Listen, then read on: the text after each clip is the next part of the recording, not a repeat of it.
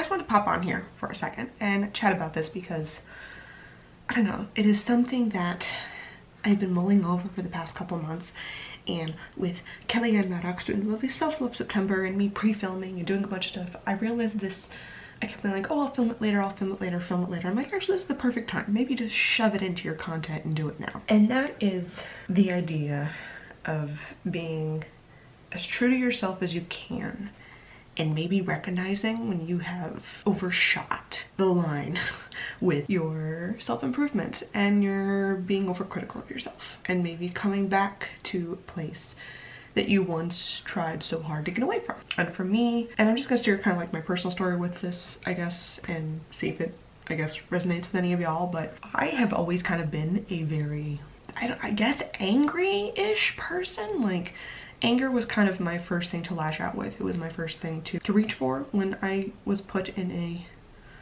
I guess, not happy situation. If I wasn't content or settled, I immediately get that kind of like grumpy, irritated anger at someone else status. And for a very long time, I saw absolutely no issue with any of this at all. Like, I was like, I don't care. Like, I have my opinions and I'm gonna fucking state them, and if you don't like it, why are you here? But then over time, as you become more self-aware, as you start realizing things, I realized that the majority of people that I considered to really know me very well and I was close with described me as extremely standoffish, extremely angry, and in a lot of ways, like, they were like, you have so much confidence, that's so great, but you're also just kind of a bitch. And I'm like, you know what, that descriptors of myself, you know, someone who's extremely self-absorbed, someone who is in that mindset, didn't feel right to me anymore. It felt like, oh, maybe I have been ignoring other people to a huge extent. Maybe I have been too self-absorbed. Maybe I have been too angry, too grumpy. I'm never, you know, accepting the fact that I could be wrong in a situation and that maybe my opinion doesn't matter in a certain situation. And maybe I need to just reevaluate all that.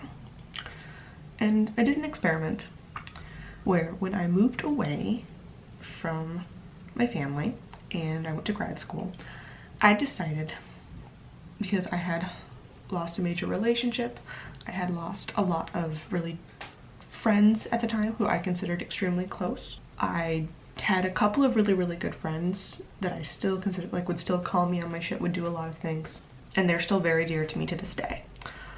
But I had realized that my life had gone through a major cycle of relationships and I had lost a lot of people that I didn't think I ever would. I thought these people were gonna be in my life for forever, and suddenly they weren't.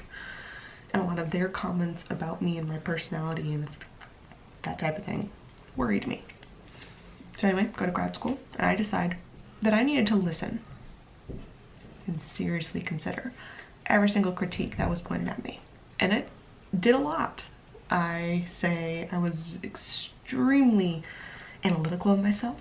It kind of really opened me up to a lot of ideas of self-improvement, improving life in a way that was in so many ways beneficial. Things like looking at my finances at a realistic point of view, checking in on my health, checking in on how I operate, and becoming more independent with small things, just like learning how to cook so I could feed myself without having to spend like $20 on a pizza. Like, there are things like that where, because people were critical of how I was living my life, and I was like, hey, I'm actually going to take that criticism in and just saying, whatever to you. And there were great improvements, and I made really great friendships. And it was interesting then listening to how people spoke about me on that side of things, right? How receptive I was, how well I listened. There's also a huge amount, though, that people still say, you're still very confident, you still talk about things. So I hadn't lost that appearance to others, because people still commented on that. And people said I was a very happy, bubbly person, someone who seems to make friends extremely easily. Whereas before that wasn't necessarily the case. I would hear a lot of people saying, oh yeah, I know, you seem to have your clique, you seem to have your people. You don't seem very receptive to others. While listening to those perceptions and how they changed, I thought, yes, I succeeded in this. Great, I have made good improvements in my life. Things have shifted. This is good. I didn't realize a lot of the bad things that happened, and this is why I say I overshot with being self-critical about myself. And while I'm now reeling a lot of that back in, is because while a lot of people continue to say that I seemed confident and seemed a certain way, I felt inadequate when it came to, I guess, just being an adult and being someone who seemed to have a semblance of understanding and control over their life and the possible path they were going. I felt like I could never stand up for myself. I realized, not just then, but back even when I was very angry, how often I would seem to even be internally angry, but like keep my mouth shut.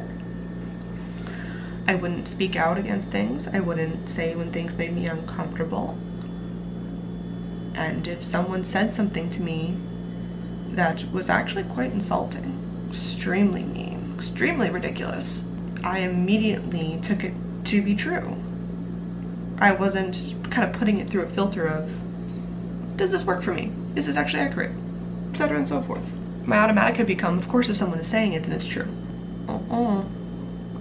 And it's funny how I always thought of myself as a person who had a very strong inner filter.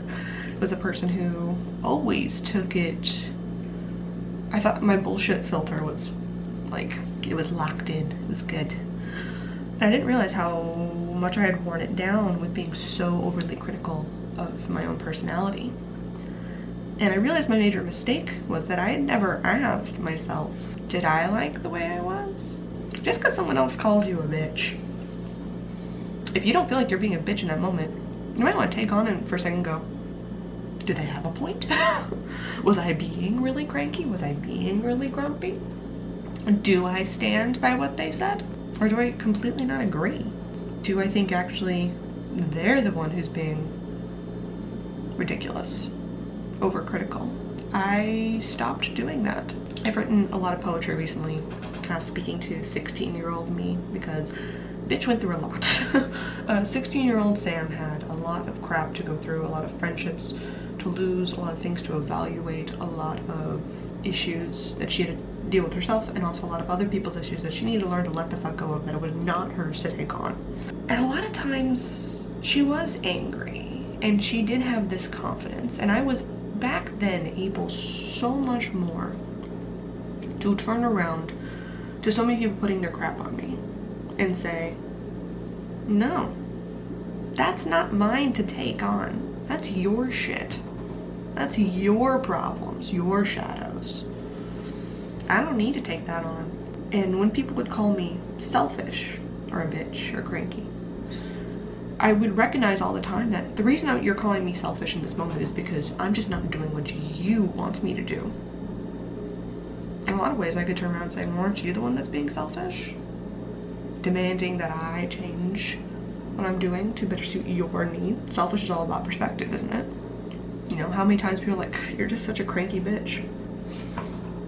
Well, yeah, if you're calling me awful names or being rude or expecting a shit ton of extra stuff when you already know a lot of what I have going on, I'm not happily receptive to that. I think I have a right to be a little cranky, a little bitchy.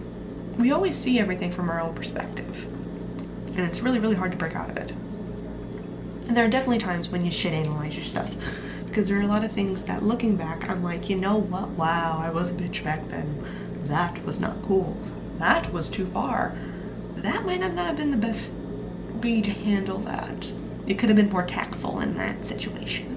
But when I look back at my life overall, and when I think of how much of a problem I honestly thought my personality was when I was 20, 19, 21, I don't see that as the same severity anymore.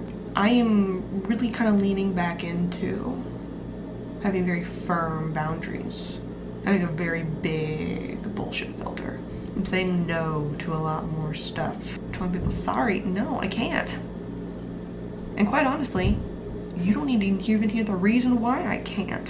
And if you call me selfish, an idiot, a bit of a bitch, for defending those boundaries, for how I'm now acting.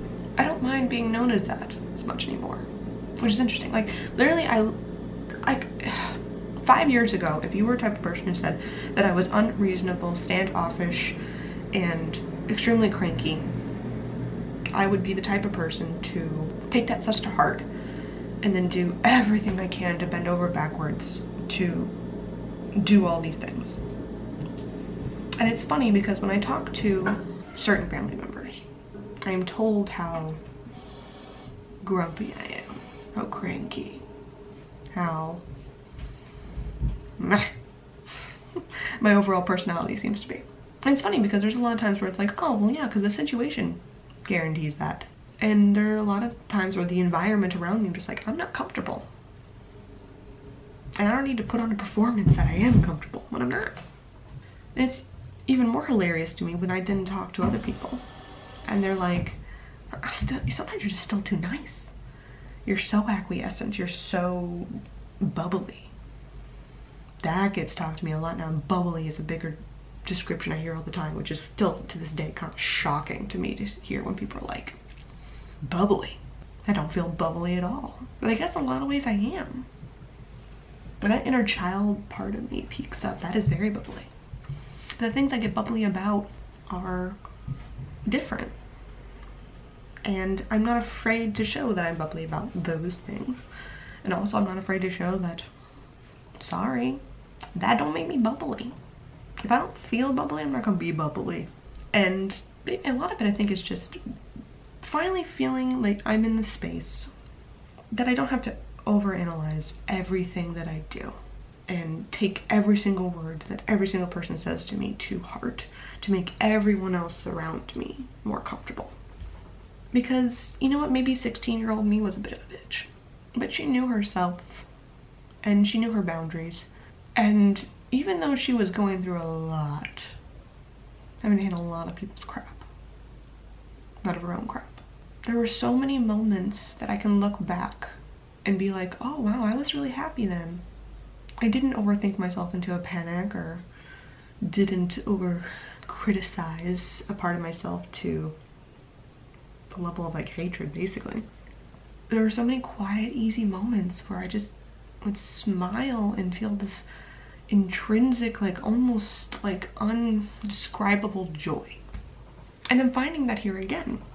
I'm finding so many more of those moments, and I'm finding so many of those moments, and it feels like it's in some ways contradictory, but because I'm also allowing myself the full ability to just be in moments when I'm not feeling that way. When I'm feeling cranky. When I'm feeling like being a bit of a bitch.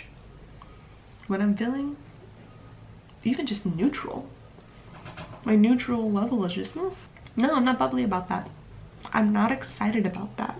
I have no requirement to be excited about that. I have no requirement really to be excited about anything. Doesn't matter if it's something that is life-changing and affirming and oh my god for somebody else. It's not for me, it's not for me. And without putting that stress on myself to always be in that framework of, well, if someone else is saying I should be excited about it. Someone else, you know, always putting someone else's opinion of a situation, of my actions, of my feelings about myself, how I'm operating my life, always having that lens to look at things through, that someone else at first has the first opinion. And I think that's honestly what it comes down to. In the beginning of my life, I had a very big filter put through of, well, what do I think about this situation first? And then other situation, people's thoughts and ideas would come through as a second. And I switched those two around to some benefit, but honestly, mostly just a lot of fucking detriment. So now I'm switching it back. And sometimes I'm still struggling with it. There are still times when someone says something and I have an immediate reaction to do something. And if I had followed that immediate reaction, I probably would feel a lot better. But I don't. I hold back. I overthink. And then suddenly I end up following through with the thing I feel anyway, and then I feel guilty for doing the thing that I want to do because I feel being selfish. Like, it's still a bit of a struggle. Switching that back over. I am my #1 filter. Do I approve of what is happening right now? Sans everybody else. And if I do, then it's fine. And if someone continues to disapprove, take their comments under consideration. And then if they work within my framework, great. If they don't, then they don't. And maybe then more people are seeing me as grumpy, not acquiescent. And I think I'm finally at a place where I'm okay with that again. Where I'm okay with being the cranky, grumpy, bitchy, maybe terrifying, like unapproachable person. Because if you see me as all those things, I think honestly that you don't really know me. Or you're a person I really wouldn't want to know. Because I've got really great friends who look at me now and say things like, yeah, you got the confidence, and yeah, you got the punch. And other times you don't. They see the full picture of me more. And I really appreciate that. That's my recommendation, I guess, to everybody. If anything that I've said has kind of resonated with you, where you feel like you've been so overly critical, maybe you changed your mind because everyone kept commenting about a way you should be, or was just negatively commenting about the way you are. If you find yourself always taking what everyone else thinks into opinion way too much, if you find that you are relying way too much on everyone else's opinion around you, and in so many ways entirely neglecting your own, take a minute. Maybe switch the filter. When someone says words to you, what is your immediate reaction? Your immediate feeling on it. And let that be 100% your reaction, your feeling, and let it know that be 100% valid, and that can just be your stance. Let everyone else's considerations maybe come in a little bit later, until you get to a point where you can really balance them out well, so that your life is going towards a trajectory that you really enjoy, and that you have people around you who enjoy it as well. Because the people who I think really looked at me and think of me in that way, that made me really hyperthink, the friends I lost, the relationships I lost, we wouldn't have been good friends now. Honestly, I think a lot of times our friendships came at a cost. My unhappiness. I'd rather be happy. I'd rather have way more of those little moments like I did when I was 16 of undescribable joy. I've got to be a little crankier in the other parts to get a little bit more of those. That's a trade I'm willing to make. And I guess that's my little contribution to Self-Love September. Comment down below anything else that this sparked for you, I guess. And I'll see you guys next time. Bye-bye.